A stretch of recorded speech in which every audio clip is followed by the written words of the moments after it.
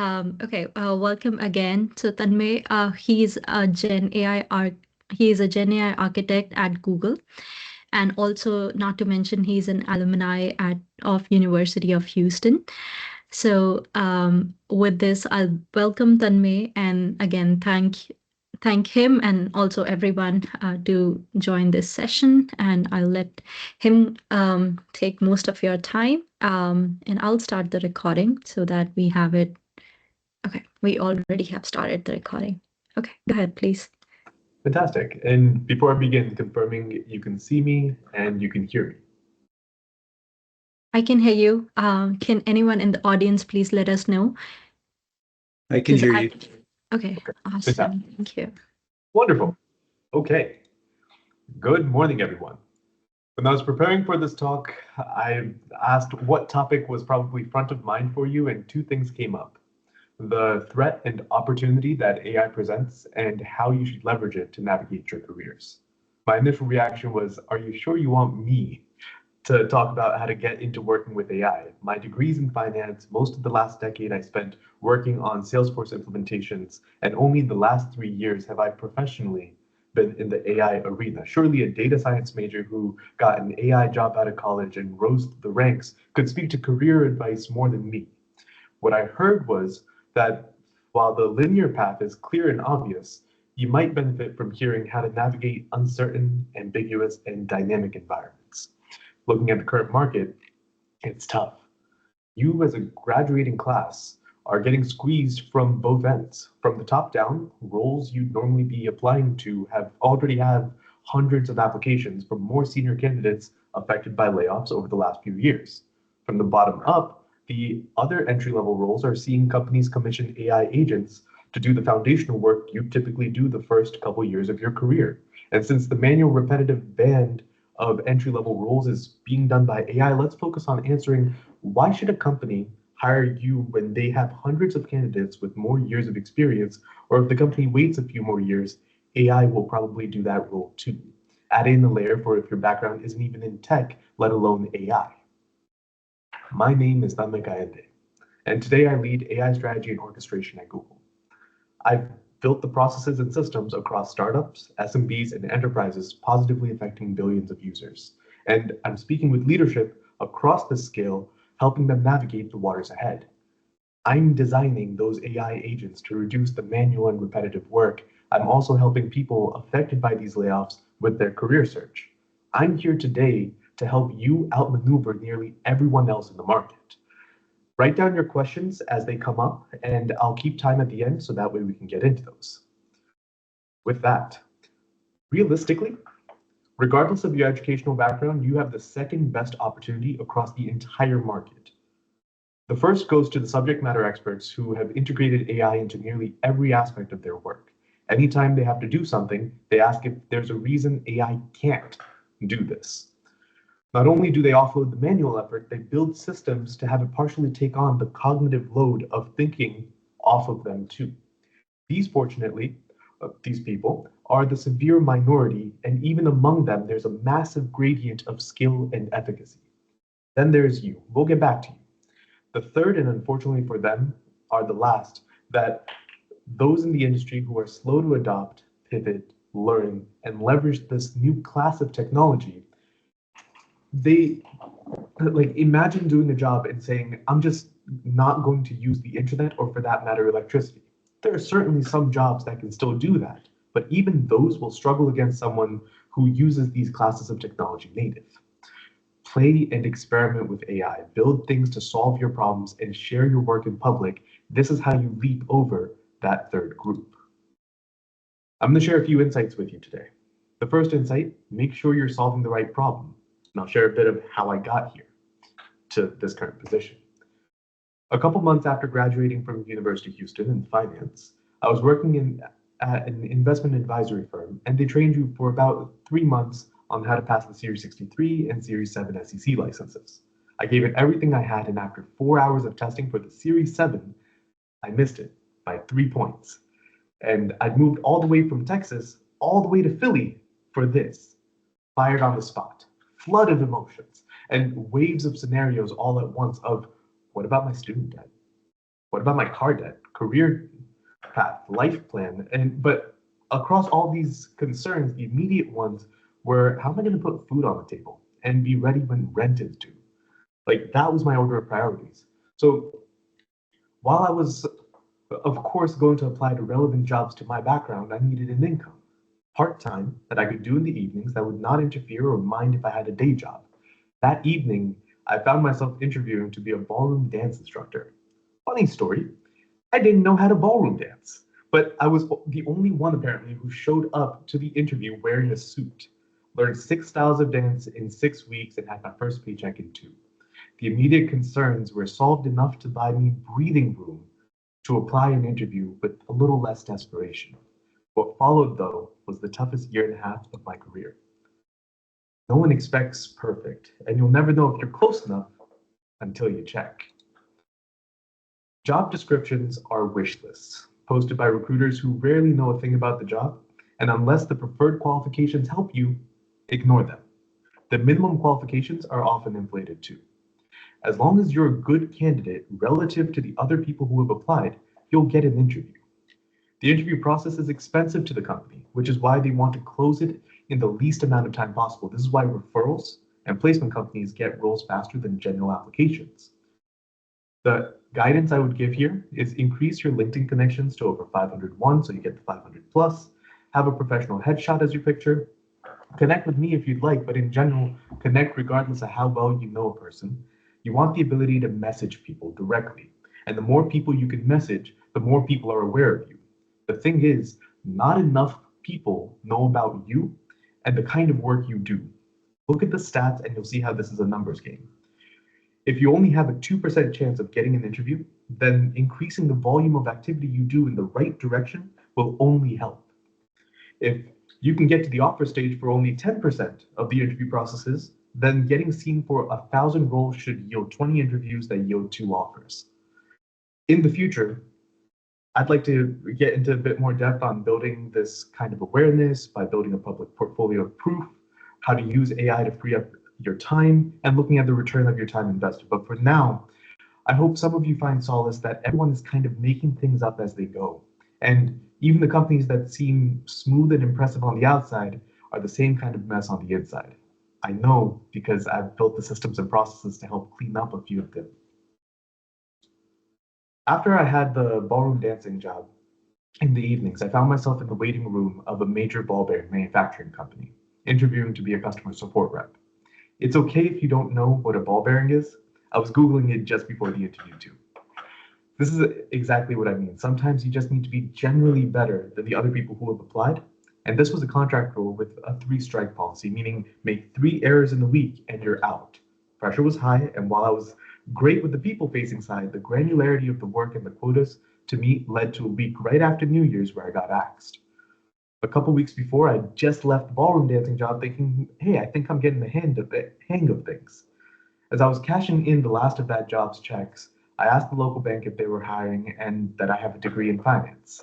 Was I overqualified? Sure. Was I unemployed? Sure. Was I willing to keep my head down for at least the first 90 days while the income bought me some breathing room again? Sure. 8 months after graduating, I was working as a retail banker, unable to hold a job for longer than 3 months and not really on any sort of career path with a sustainable future. This is the first time I asked for help, and I absolutely hated it. My father had built his career in tech, so I asked him, what should I learn or do? Because clearly this whole finance thing isn't working out. Going back to school wasn't even an option. My GPA was like a 2.8. In my eyes, I was a failure, and the life around me reflected that. He suggested I look into learning Salesforce, and they still have free training online. He said, get certified and it'll be easier to switch into tech regardless of your background, and he was right. For those of you who also don't have a background in tech and trying to figure out how to get onto the whole AI wave flooding all industries, I have some good news. In late 2022, when ChatGPT became generally accessible, it reset the entire market. Not an exaggeration, it didn't matter if you had 2 days or 2 decades of experience. Generative AI reset the playing field, handing the advantage to those who adapt to change fastest. And I'm astonished, still, by how few people 3 years later still don't play around or experiment with all the free tools available. My niece and nephew, they both started high school this year, and I'll share with you what I told them. You will be the last of a generation who ever started work staring at a blank page. Start any cognitive work you're given with the question, why can't AI do this? Only do what only you can do. Earlier in the year, I spoke at a CTO conference about how your unique advantage is your discernment, your taste. It's on YouTube if you're curious, along with a course on prompt engineering. The internet brought you the world's information. A smartphone, put it in the palm of your hand. Gen AI brings you hyper-personalized tutors to be 80% experts in every available subject. If you were to ask me what you should learn or do to get into tech, get great with Gen AI. Build a public portfolio of proof and build a community of people also learning and sharing their work. Jobs these days are got through networks anyways. Careful of falling into the perpetual student trap, where you feel like you don't know enough yet, so you're going to learn some more, take another course, get another credential. Credentials validate a baseline of knowledge, but going back to the second insight, no one knows enough, and most people are figuring out how any of this tech works still. If instead of applying the information you've learned, your gut reaction is to seek more information, that's kind of a form of fear, anxiousness, and procrastination. Speaking of anxiety, when I was taking the Salesforce course, I felt way too far outside of my comfort zone. I considered myself a business guy. So to think about record relationships, object configuration, and data types, this right here, it created a conflict, a cognitive dissonance between who I was, how I identified with myself, and who I needed to become. And over the course of your career, your ego will die 1,000 tiny deaths. So don't get too attached to who and how you are today. Adopt the behaviors of the person you wish to become, and they will be the habits that forge your future. Of course, I didn't know this when I got my first Salesforce job and met the worst boss I've ever had. Generally, I avoid speaking ill of anyone, but this man in under 3 months had me in tears at work and panic attacks on the train ride home. A lot of the way I lead today reflects what I learned not to do from him. I wish none of you a terrible boss, because who you report to will greatly affect how much you can grow and overall quality of life. And this is something to consider when you're considering a role. When I left that job, I had no backup plans. I was out of runway, and I could no longer afford to keep trying to make it on my own in Philly. I packed my things and drove back to Texas. Remember the first insight, solving the right problem? I was back at square zero. No job, patchwork of odd experiences along the way, and none of those roles lasting longer than 3 months. I found the first contract I could, since jobs were tough to come by even then. I picked up bartending in the evenings, and this felt like a combination of the ball bearing ballroom dancing combination from Philly, but in a different form because now I was in Austin. Outside of both jobs, I spent most of my time applying to Salesforce roles, and while I was still shaken from that last experience, the alternative of this was an anxious life with no direction, literally living out of a suitcase as I would rent an Airbnb each week, driving home on Friday to Houston to drive back out to Austin on Monday morning. Somewhere, somehow, someone's got to give. When you get an inch, though, return it a mile. Out of all the applications, one clicked with a 30-person startup in Austin that was a Salesforce consulting company, SMB Help Desk. Finally, this place, they understood I didn't have much of a tech background, but I was coachable. I could put away what little ego I had left at this point, listen, learn, adopt their ways of doing things, and try to do things to the best of my ability. The people were an assortment of misfits, nerds, and frankly, they were a little odd. They were deadly serious about their work, though. I felt I'd found my people, but I held my breath until after the 3rd month. Once the shock of still being around this place for longer than any job I'd had till now settled down, I leaned in. This place took a chance on me. Now it was my turn to pay it back in dividends. In my first year, I was part of 50 projects, and by the 9th month, I was running my own implementation solo. I paid off my student debt, car debt, credit card debt, all of it. At the year mark, I looked at the market for the first time with the lens of what place would be so good it could steal me away from this great role I found. That's when Accenture called. Holy hell. The massive consulting firm? Yeah. The world's biggest Salesforce implementer? Yeah. They wanted the kid with 8 jobs in 2 years? I guess so. Who am I to say no? We're moving to DC. Success breeds contempt, though. A lot of the same people who kept asking my family what's going on with me or how am I doing suddenly got real quiet when I landed Accenture. I met amazing people over there. like including one of my favorite recruiters of all time and the first of my top 3 bosses of all time. My team had people from all backgrounds, great schools, impressive jobs before this. Imposter syndrome was real, so I flipped the script by feeling like I was getting away with something. As long as I kept crushing it, they wouldn't have any reason to feel like they made a mistake. After the first 3 months, I leaned in hard. The startup experience had put me through a kind of crucible and forged me into a kind of consultant that started getting the attention of the higher ups. The boss I had there, he taught me the art of consulting and the polish that big consulting brings to those in the life. As he and I were showcasing the work internally, I met the next of my top 3 bosses, and she helped me find the work I'm great at. We worked on rapid turnaround, 0 to 1 work, creative writing, strategic thinking, go to markets, and more. So at this time, the administration, they would put out an executive order, and in 2 weeks, the team I was leading had a demo ready to show to other agencies. We were breaking ground in the federal space with sustainability work, which is where I worked with my first data science team. Things were going well. I had optimized my role to be mostly cruising, and for the first time, I had crossed 3 years in a full-time job, and a total of 6 years in Salesforce work. A lot of the people I had joined with had started jumping to other consulting companies to do the same job but with higher pay, and as someone who had struggled to have any income, I could understand the reason there, as money can solve most problems, but their choice to me seemed to lack strategy for growth. I waited for the right role, the right company, or the right offer. And nearly 4 years ago, Google called. To call it luck would be an insult, but the audible disbelief of others who couldn't digest the fact, who were asking in various ways, where's the catch? Finally, after continual failed starts in the beginning of my career, to see my parents with their chin up, that was probably the biggest, proud moment of all of this. It made it all worth it. Invest in your foundations, the skills and experience that you acquire along the way. You will see that they will combine and compound in unexpected ways. Humans struggle with exponents and statistics. And don't worry, what I would advise here is don't worry about covering your weaknesses. Triple down on your strengths. If you were to start today and consistently try to be 1% better at anything each time you do it, within a year you'd be average, a couple more years you'd be pretty good, and a few more years you'd be great. Anything beyond that, you'd be excellent. And that's how compounding works. It's obvious on paper, but invisible in life. A forecasting concept taught in finance is Monte Carlo simulations. Data scientists I know use these too. Turns out they're pretty good frameworks for life as well. If you're in the present at point zero, what you decide to do or not to do leads to certain paths, with each decision increasing or decreasing the quality of your life. If you ask what kinds of decisions would lead to a third deviation above average for your life and strive to make decisions that you would align to that, you're probably more likely to end up way better off.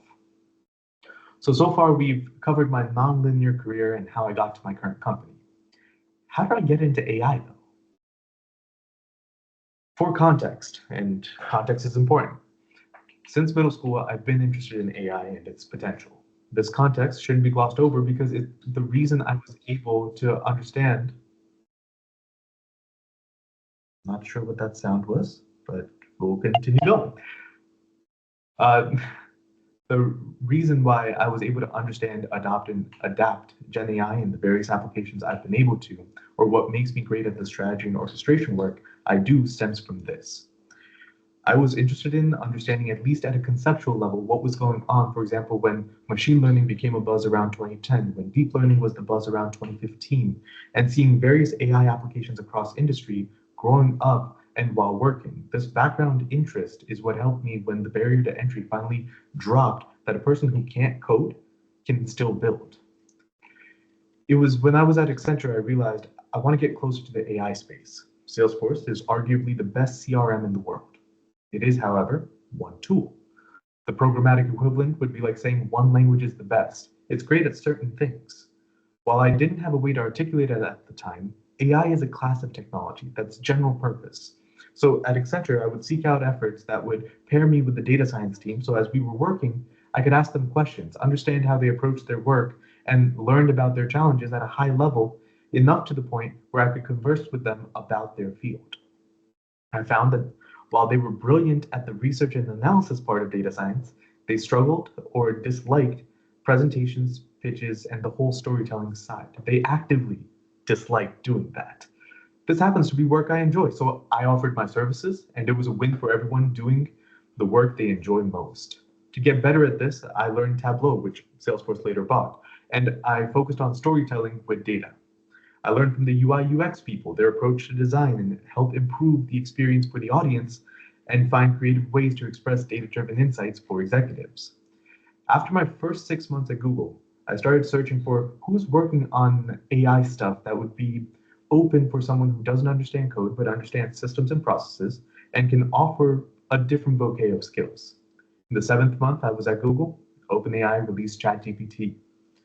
Google holds high ethical standards for its AI tools, and they have a program called the AI Principal Pioneers, where they seek internal testers to red team test the products they have before they're ready to release. I joined this group, and at home, while I joined this group at work, at home I was playing around with ChatGPT, watching YouTube videos on how others are using it, and experimenting with what kinds of personal work it could help with already. I started reading more about AI ethics, listening to the approaches around security, governance, compliance, and found myself watching, frankly, crash course philosophy videos about meaning and how to think about thinking. I was unfocused though, and flooded with information. I used ChatGPT to help me organize my thoughts and process, along with all the information in a much more structured way. There's a catch-22 problem, or a chicken and egg problem, I saw I needed to overcome. And maybe you'll relate to this. How do you get people to ask you to do AI work for them if you've never done AI work? You need experience to get the job, and you need a job to get experience. My solution? Skills-based volunteering. So for those of you who don't know, skills-based volunteering is where instead of normally volunteering your time and effort to help people affected by the cause, you help the nonprofit organization itself with the professional skill you have. Nonprofits are always constrained for resources and appreciate anyone who wants to help.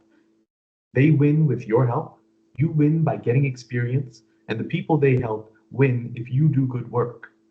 All around, I found it's the best way to build new skills while helping people. I've done this with Salesforce work. That's how I got to solution architecture experience when I was still a consultant, and that accelerated how fast I grew on that path.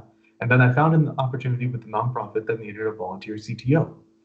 I'd help them organize their tech stack, and they'd let me find and explore ways AI could help them.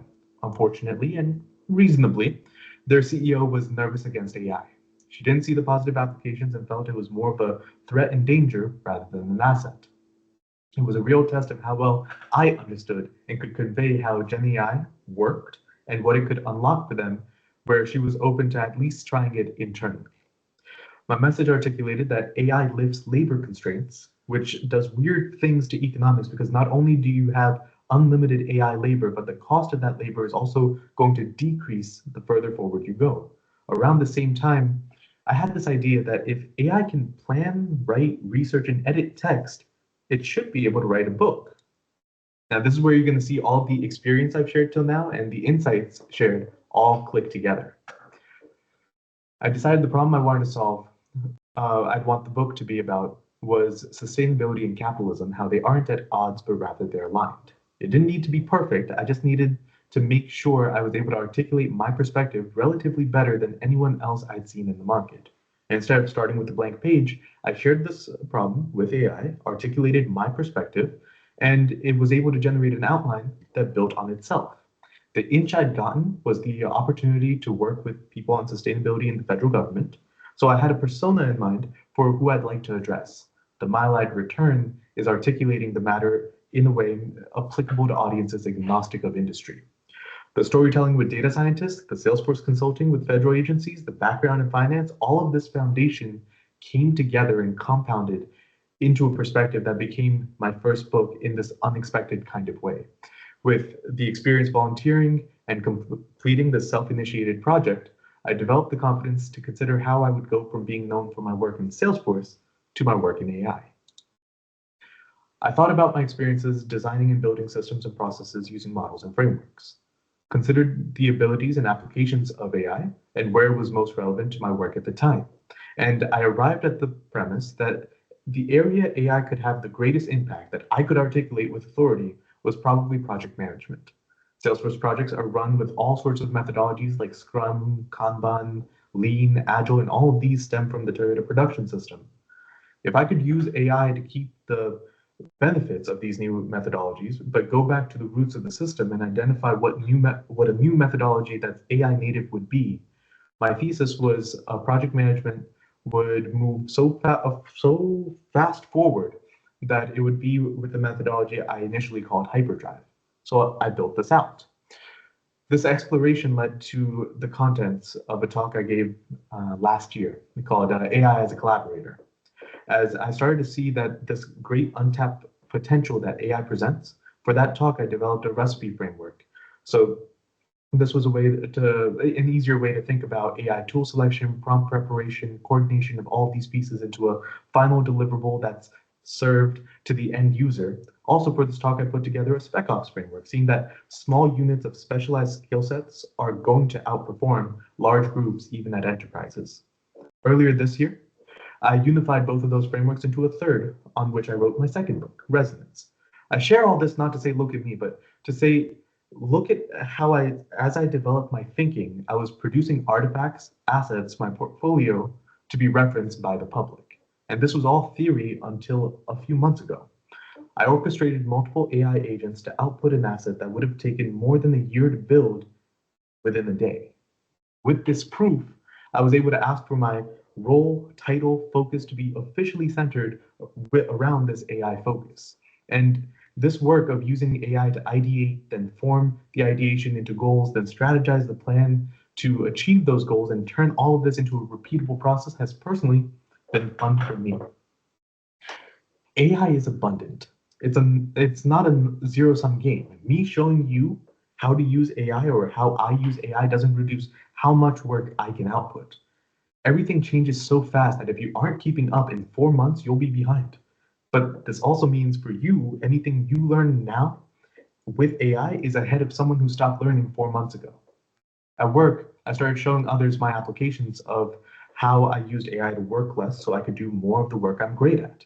This reputation carried over to future work, and it kept compounding the more consistent I stayed and the longer I was in it. The work I was able to do shows how weeks of work could be done in minutes, changing the operating procedure for the entire organization. I didn't ask for permission. I just built things responsibly and ensured no sensitive information went into the build. With this work, I had these strings of successes internally and the foundational work that had been compounding over a couple years since GPT's release. I asked my boss to dedicate a fraction of my role initially to finding applications for AI in our business. Her support's been pivotal in my growth and success. She gave me an inch, so I returned it a mile. Sometimes you just have to do the job before you get the job.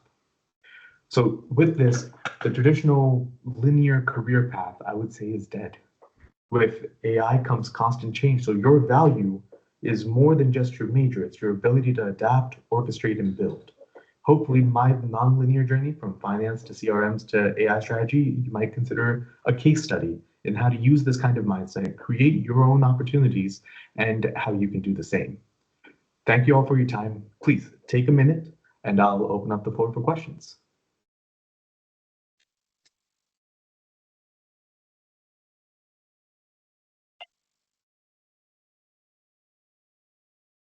Thank you so much, Tanmay. It was very inspiring talk. Anybody has any questions, please feel free to use your mic, and you could use the chat as well.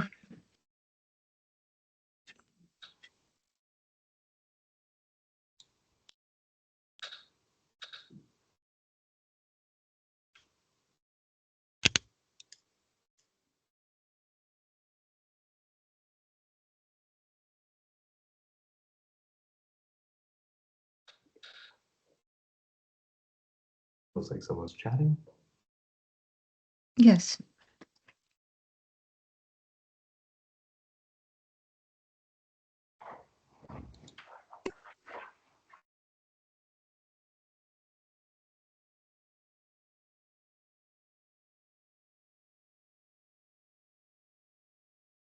I'm curious, what did you guys think? Any questions that may have come up?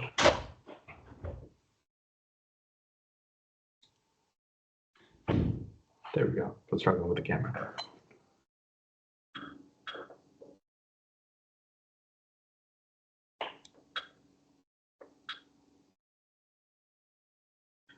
I see a question in the chat. What kind of skills do you think requires someone that is new but interested to interact and learn with the AI? Any tools you can recommend? Sure. I would say the best way to approach this is to start with a problem of something you have to think about, any sort of cognitive load you have of how do I approach something? Some work has been given to me, what's the best way to organize it? If there's something you don't know, instead of just searching like, hey, what's the answer? It's think second order to that. It's what's the answer? What do I do with that answer? And then is there a way that AI could do all of that for me? Think in a very kind of, I don't want to use the word lazy, but it's kind of like that of, I don't want to actually have to do any work that I don't have to do. If AI can do this work for me, how could it? And instead of you coming up with, here's how AI can do this, or here's what the applications are, or here's what the use cases are, ask AI, how would I use AI to do this? For what kind of tools you should use, I would say start with any sort of general purpose AI chat. Start with whether it's Gemini 2.5 Pro, whether it's ChatGPT 5, whether it's Claude 4. These are just three of like the big ones which I'm naming, but you could use whichever AI you're comfortable with. Start with these kind of general purpose chats, and then you can ask them, do research on here's specifically the problem I'm solving. Let's say if you have, I know it isn't as relevant to this audience, but let's say if you had an accounting issue, is there any AI accounting software? And ask, let's say you're talking to Claude or Gemini, ask it what AI tools are available out there for me to use in order for this process or what I'm trying to do to work a little easier. So I would say the best way to learn it is to just jump in, start using the tool, and start working with it. Great question. And let me know if that answered the question or if you have a follow-up around that.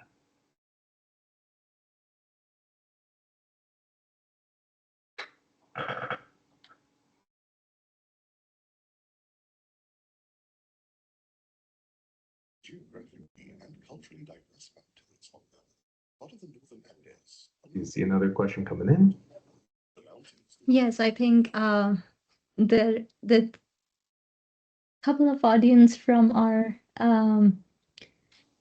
they're typing in the questions, or I mean, they're typing in something. So I'm Okay. gonna give them a minute. I'm also curious if you guys are open to sharing, if you're comfortable with this, what kind of challenges, obstacles, what kind of things are you currently seeing right now that you're not sure how to overcome, whether it's career-wise or tech-wise or any sort of like strategy or how to put things together? I'm curious what kind of those challenges are. Okay, I see the second question. What specific skills or strategies helped you stand out and can help stand candidate out to employers? Okay, I'll answer the second part first. The thing that'll help you stand out to other employers, if you don't have a public portfolio, the reason why I talk so much about a portfolio is because if you're a resume, because if I'm a company, all I'm seeing when you submit your application is your resume. That's really all I know about you. I don't have a picture. I don't have your face. I don't know you, right? So at that point, you're competing as a commodity. There's nothing differentiating you as an AI expert from another person applying as an AI expert. There's no reason why I should differentiate you from another person other than what I'm reading on this resume.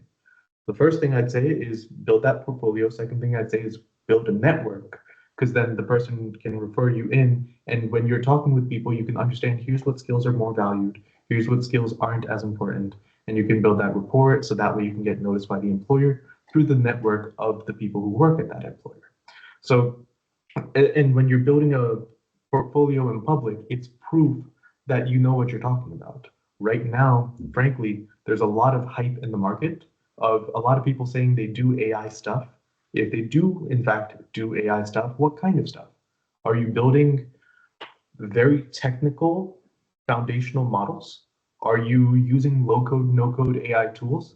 Are you reading 5 different blogs, synthesizing that information and creating a new article? 3 different degrees of depth on the same AI expert.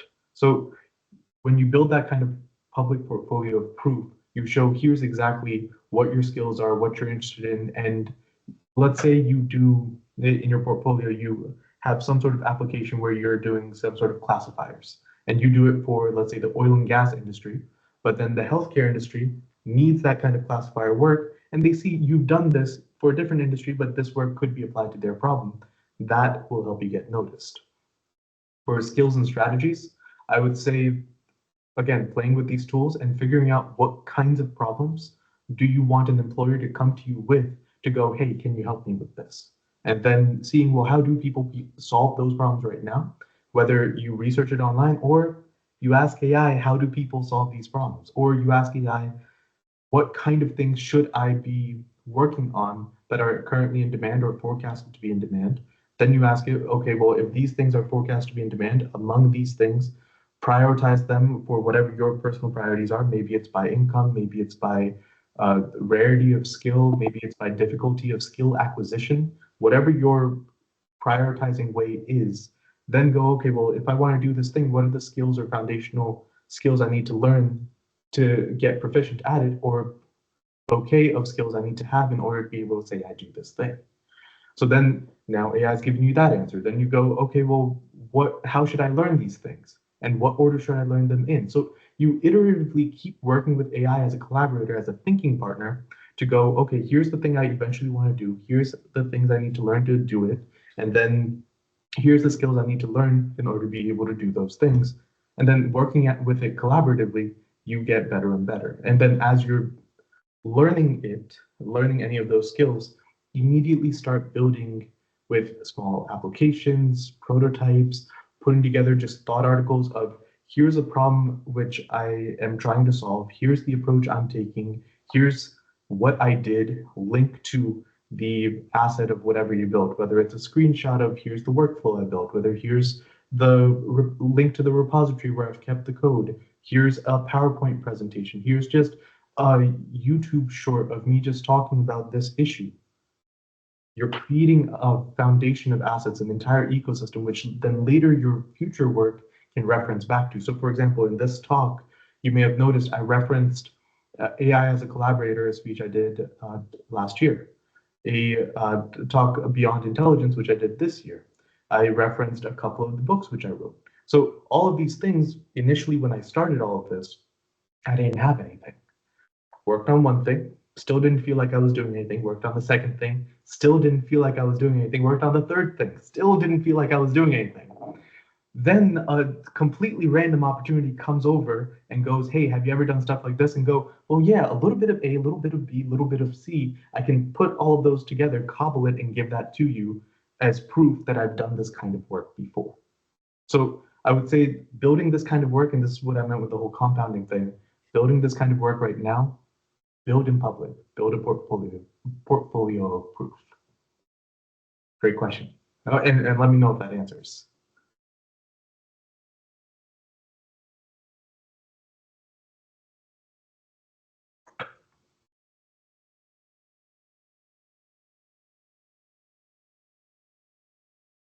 Thank you, sir.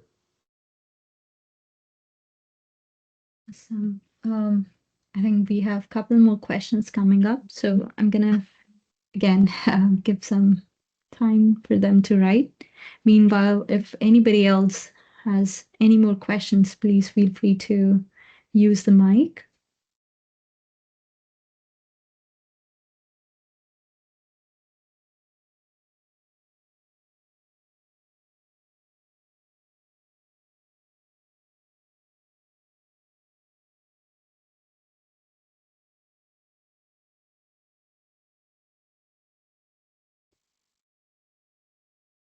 Sure. Can I identify some early portfolio ideas that helped me the most? So I'm thinking back. I'm thinking before I came up with the idea for the book, if there was anything else that I was, yeah. Initially, I didn't have the clarity to go, hey, I need a portfolio.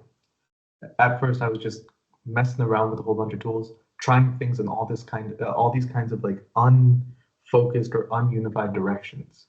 So initially, when I was doing work, I didn't really have here's exactly an asset in the portfolio. And the portfolio idea came much later. it was when I started doing the skills-based volunteering that I really got into, okay, well, now not only am I just learning ChatGPT, Gemini, Claude, not only am I learning that for me, now I'm at a point where I'm helping this nonprofit. They have this tech stack. They have, so AI is really good for grant writing, and nonprofits need to use grants. So I was working with their grant writer for, okay, well, how exactly could we use AI because they didn't have enough grant writers to then scan the grant. Here's what the requirements are. Here's what the company does. Synthesize the two. Here's a template for how you write a grant, and then put all three things together for here's your final output in a matter of minutes. Whereas normally it would take that person like a week of time to just get their head around here's all the stuff that we need to do. So that was the first artifact I produced there, but that's their process, so I couldn't share that publicly. So I was like, well, what exactly could I do with this kind of work? Like, clearly we can build things around this. And you may have heard, I don't code, I don't have the ability, or I didn't have the ability to be able to put together, here's a public facing product.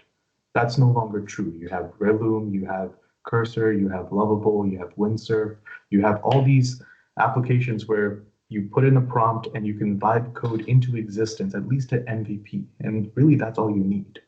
So the first prototype which I had, or the first item in my portfolio which I had, was the book.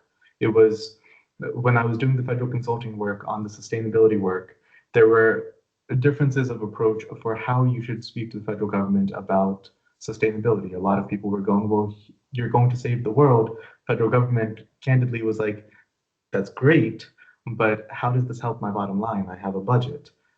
They don't exactly care about profitability because that's not how they're measured, much like nonprofits. It's not about the profit.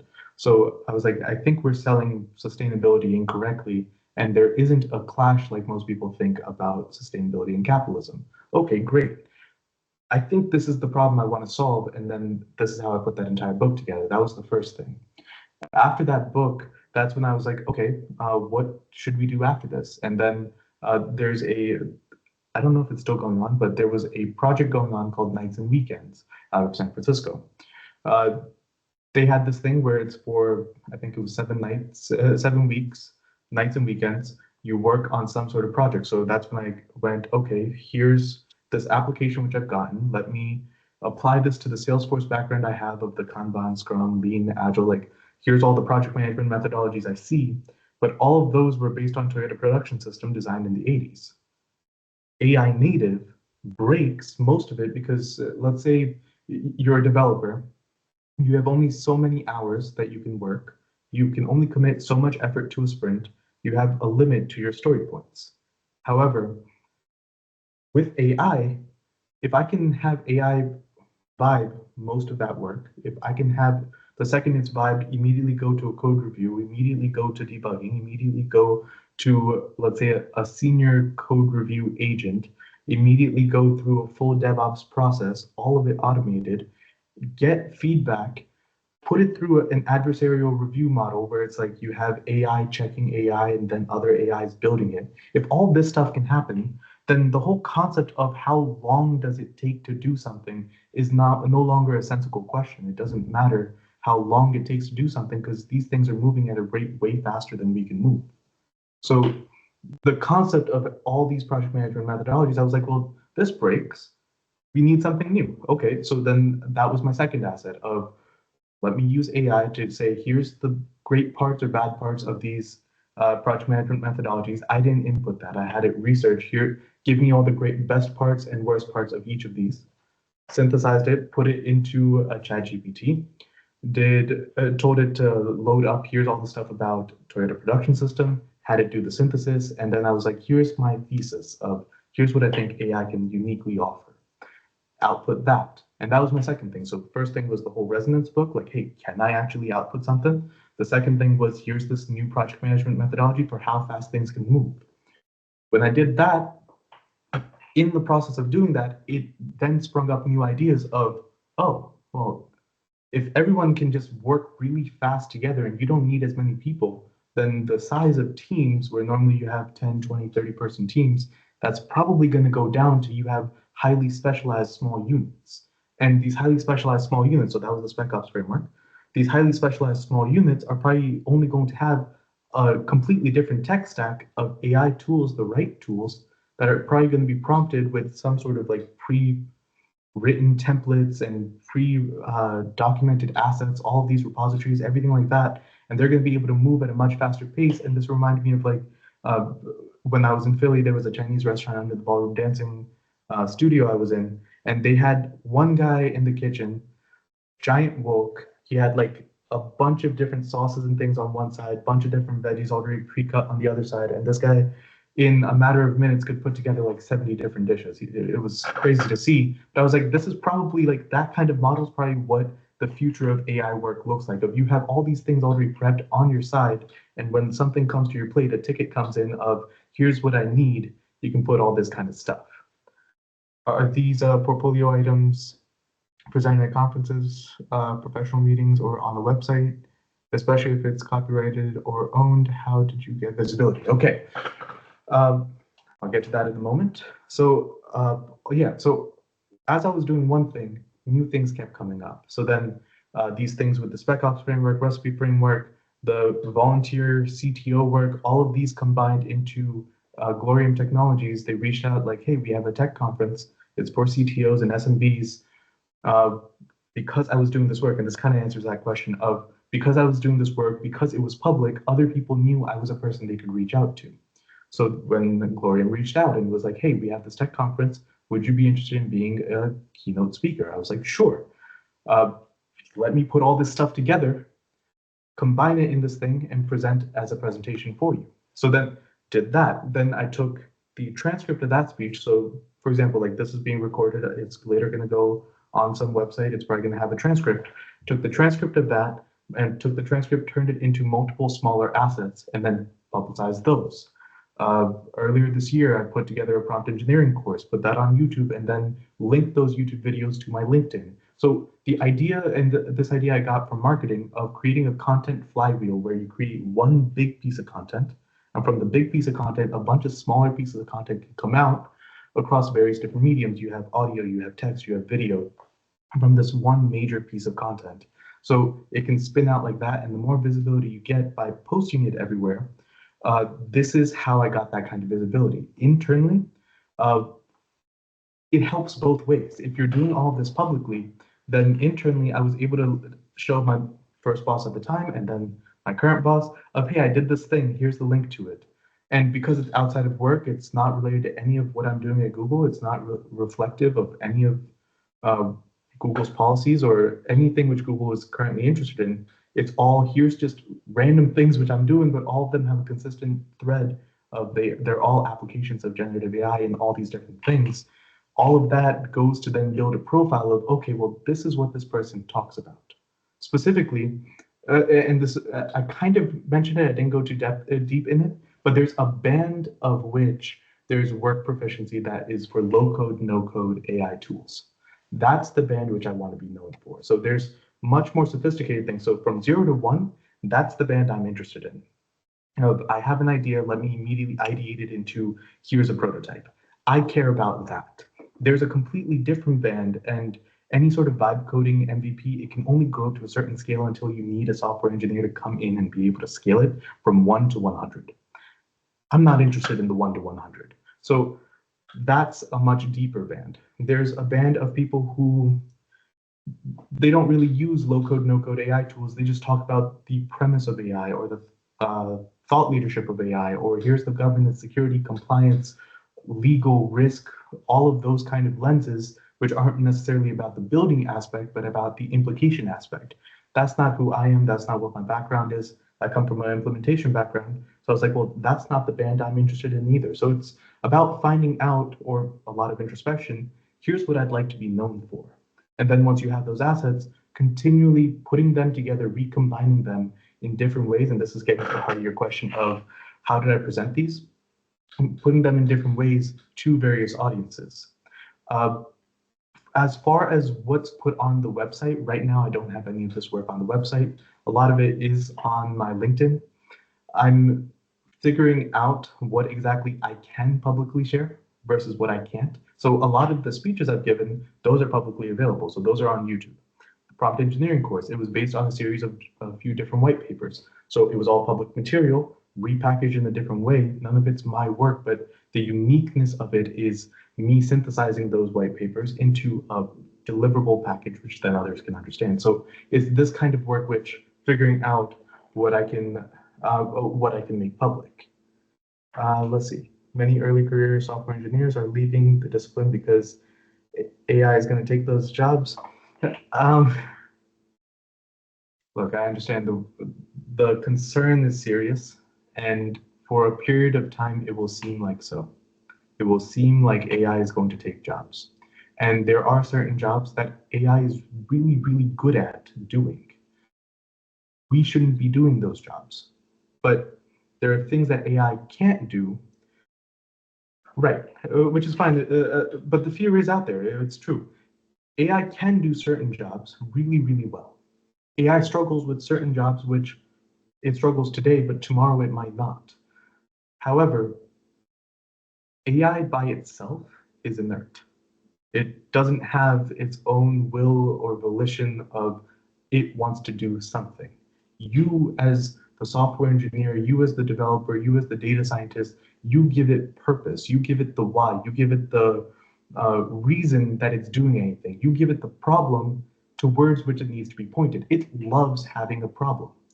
So you give it that purpose, you shape its direction, you guiding it, you giving the security, the guidelines, the shaping of the growth. This is what you can do.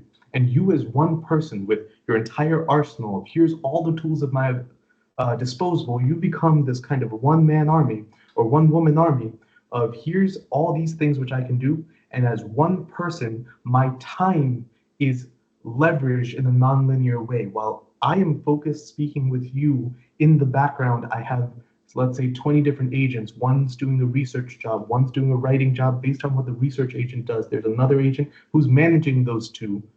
And all of these, there's like an agentic layer of here's everything happening with all the agents. There's a human layer of here's everything happening with the people, and they interact with each other across each other. So humans interacting with humans, agents interacting with agents, so A2A frameworks, MCP, all of that. And then you have them interacting with each other.